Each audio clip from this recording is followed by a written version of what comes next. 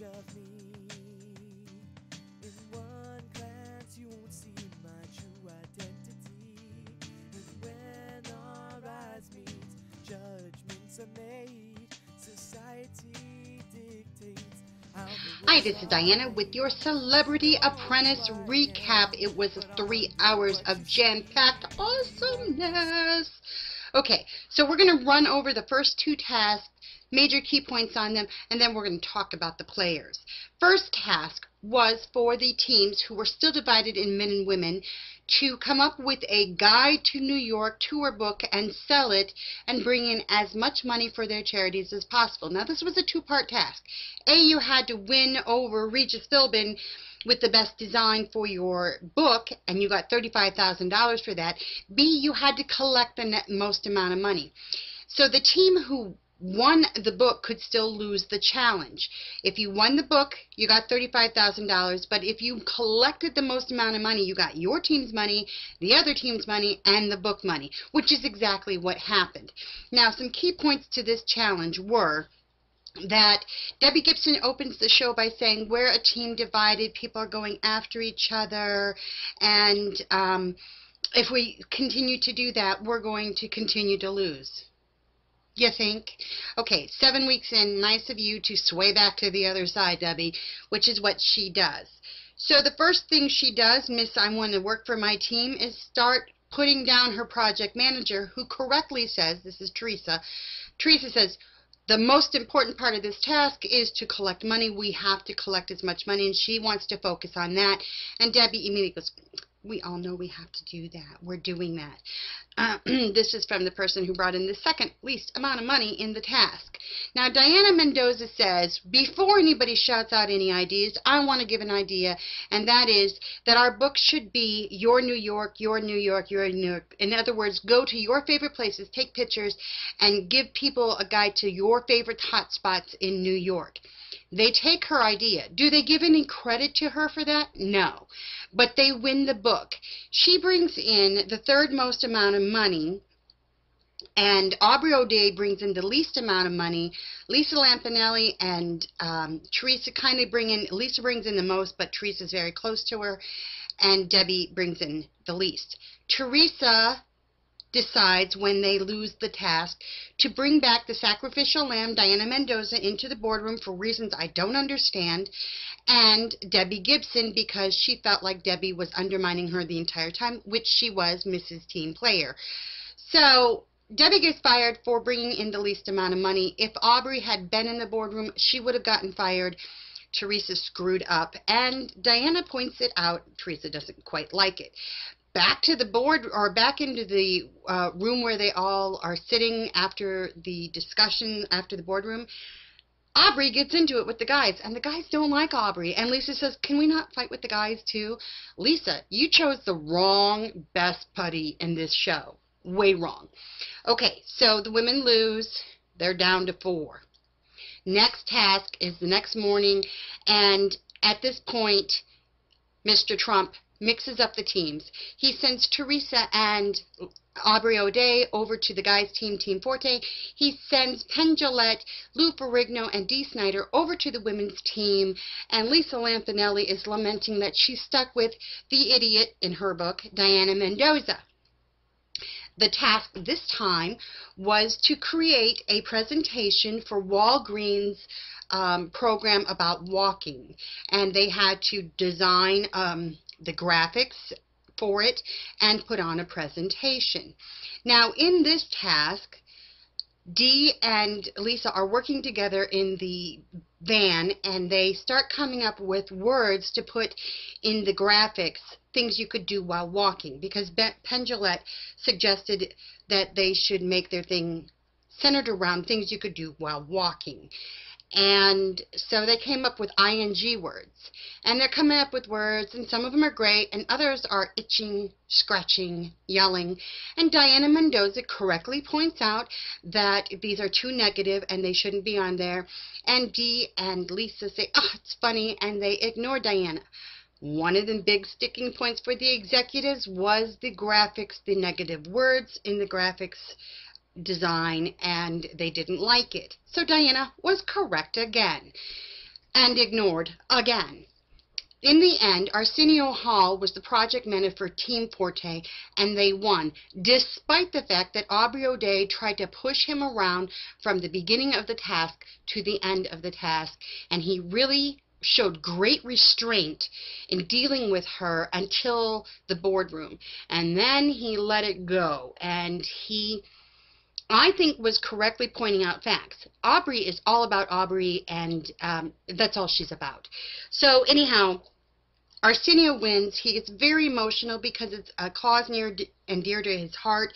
He supports the Magic Johnson Foundation, and his cousin died of AIDS, so he becomes very emotional. Aubrey is not happy because Arsenio really gave it to her in the boardroom. She stomps off in a temper tantrum. Okay, so let's talk about the players for a minute.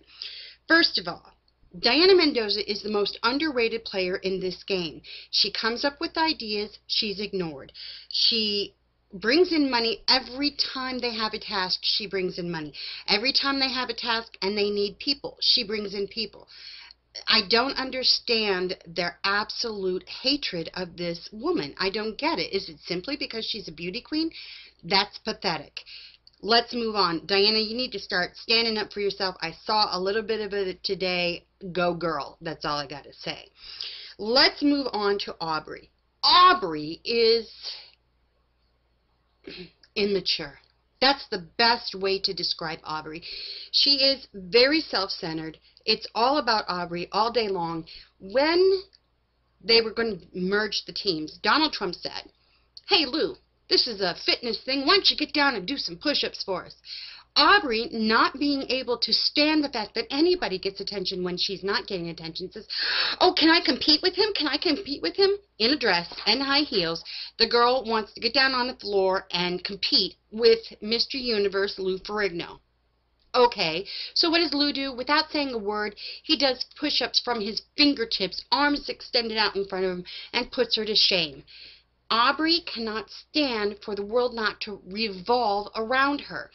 She has great ideas, but she's incredibly destructive to her team. She's not a team player. It's all about her. She needs all the credit all the time. And she's talking as fast as I am right now because I'm trying to make the recap not 25 minutes long, okay? She talks like this speed constantly. And then she takes credit for things. During the task where Aubrey was working on Arsenio's team, she kept trying to not let him use his own quote. She wouldn't let him use his own picture. And, you know, he said he had insist on using his own quote, and then she wanted to take credit for his quote in the boardroom, and he wasn't having it. Now let's move on to Lisa. I don't know about the rest of you, but Lisa seems like an incredibly angry, unhappy person internally. Her hatred of Diana makes her look ugly, and not physically ugly. I mean, it literally ages her, in my opinion. But you don't have to be a beauty queen in order to be beautiful, and I know lots of women my size, Aubrey's size, Diana's size, who are beautiful on the inside, and that's what makes them beautiful on the outside. And when you are miserable and angry 24/7, it shows in your appearance. Lisa is so concerned about being the most brilliant person. When she was joined with Penn Jillette, she literally went gaga. You could see the drool coming from her mouth that she was so in awe of his intelligence. But she dismisses everybody else on her team. They're stupid. They're just stupid. And she's the negative before the task ever starts. She's miserable throughout the task. And then she says, "I have to do all the work." No, you don't. But you won't let anybody else do the work. You won't let anybody else's idea be good, because you are the be-all, know-all of what's right and wrong in this world. But you have a crappy track record. Really crappy. This is 6 out of 8 tasks that Lisa's team has lost. She can't be that good of a writer. She's all about how great her writing is. Well, you lost the task, and even though the one part you didn't write was Lou Ferrigno's, and the executives loved Lou Ferrigno. So Lou brings back Diana Mendoza and Dee Snider to the boardroom for the second task. He should not have brought back Diana Mendoza. She didn't do anything wrong. She pointed out what was right and wrong during the task, and she saved Penn Jillette's butt when he screwed up during the task. He called Walgreens Walmart during the presentation, and without missing a beat, Diana jumped in and made it into a joke. I don't understand why Lou brought her back. He should have brought Penn Jillette back. Penn Jillette was there for 2 hours in the beginning, left, went and did his thing, came back in time for the presentation, and then made a major faux pas during the presentation. Penn Jillette should have been in the boardroom. Dee Snider, okay, he should have been in the boardroom, but I don't think he should have been fired. I think Penn Jillette should have been fired. So Dee Snider was fired and Debbie Gibson were fired. Now let's talk about what's working well on Celebrity Apprentice. I am loving the Clay Aiken-Arsenio Hall friendship. They work well together, and I think they're going to go very far. Unfortunately, I think Lisa Lampanelli is going to go far, but she's so about toting herself constantly. But Arsenio and Clay make a great team, and I think they're very perceptive, and they're not going to let people like Aubrey push them around. The men don't like Aubrey, and they don't like being pushed around, and Aubrey can't take it. She has dished it out for 7 weeks to one woman after another, and now when she's in the boardroom and Arsenio says she is selfish, she's narcissistic, it's all about I, not team, it's all about Aubrey all day long, and he's point for point 100% correct, she starts crying again. And then she walks out of the boardroom and gets on an elevator and leaves because she's immature. So the Clay Aiken-Arsenio thing is working well. I don't think Arsenio should be. A lot of Aubrey's friends and fans are saying that a man should never speak to a woman the way Arsenio spoke to her in the boardroom. Oh, please. He didn't call her names. He didn't raise his fist to her. He pointed out facts about her nature and the way she works with the team, which is she doesn't work with a team. Aubrey and Lisa are destructive. My 16-year-old daughter said tonight, she said Aubrey and Lisa are two different kinds of destructive. When they were together, they were unstoppable because they fed each other. But now that they're separate, you can see how destructive individually they are, and she doesn't think that they'll continue to get away with it. But my 16-year-old can figure out that Aubrey is all about Aubrey and Lisa's all about Lisa, and they fed each other's egos and diminished their team week after week after week. They have no concept of team. It's about getting the most credit at all times for themselves and taking no responsibility. I want to see Diana Mendoza pick up the pace as far as stepping up for herself. I thought it was really cool the way she walked back into the room and said, "You want to know what happened? Aubrey would have been fired instead of Debbie. Bad move on our project manager to bring me into the boardroom." When are they going to learn that they can't use her as a scapegoat? If she's doing her job, then you can't use her. And they keep saying, this is another thing, going forward, we need the strongest player. And Diana's not the strongest player. They've said that for like 5 weeks now. And they keep losing. Stop trying to pin it on somebody that hasn't done anything really wrong. Is she in there bullying her way around? No. Another thing I need to get to before I run out of time here. Aubrey Oday is working for a charity that promotes anti-bullying, and the girl has said one nasty thing after another about everybody on her team. And now she's doing it about the men. Kind of smacks of hypocrisy, if you ask me. I like that Dee Snider, even though he got fired, I like Dee Snider, and I wish he would have stayed on. I wish Penn Jillette would have gone home. But I like that he got to bring his charity, the March of Dimes, $362,000.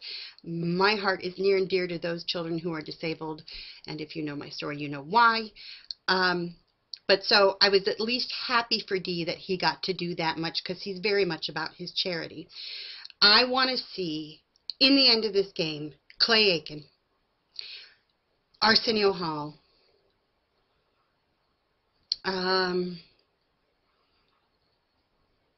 You know, and the rest of them, could care less about at this point. Really, I mean, I like Diana. I hope that she steps up more and gets stronger and shows her strength.